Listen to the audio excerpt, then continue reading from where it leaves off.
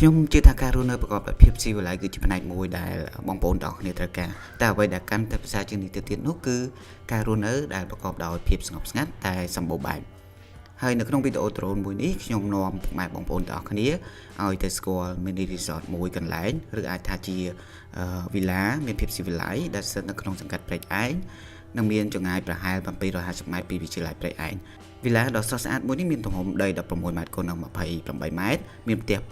ផ្ទះធំទំហំ5ម៉ែត្រគុណនឹង16ម៉ែត្រហើយនិងផ្ទះតូចទំហំ4ម៉ែត្រកន្លះគុណនឹង14ម៉ែត្រ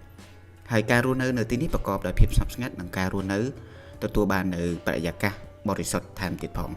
និយាយពី Villa មួយនេះមានបន្ទប់គេង4បន្ទប់ទឹក4និងផ្ទះបាយមួយផងដែរហើយនៅចំកណ្ដាលផ្ទះគឺមានកន្លែងទទួលភ្ញៀវឬអង្គុយលេងជាដើមVilla មួយនេះបែរទិសទៅខាងលិចរួមនឹងមានលក្ខណៈពិសេសដែលអាចឲ្យបងប្អូនពុកម៉ែអាចមើលឃើញតាមរយៈវីដេអូដ្រូនមួយនេះនោះគឺ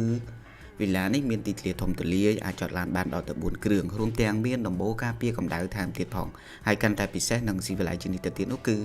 មានអាងហែលទឹកបន្ទប់ steam វេរ៉ង់ដានៅផ្នែកខាងក្រោយសម្រាប់អង្គុយលេងឬមួយក៏ស្ទូចព្រៃលំហែពេលរសៀលជាដើមបន្ថែមពីនេះទៅទៀតនោះគឺមាន Sky Bar ដែលអាចធ្វើពិធីជប់លៀងឬកម្សាន្តផ្សេងៗជាមួយនឹងបងប្អូនឬមិត្តភក្តិ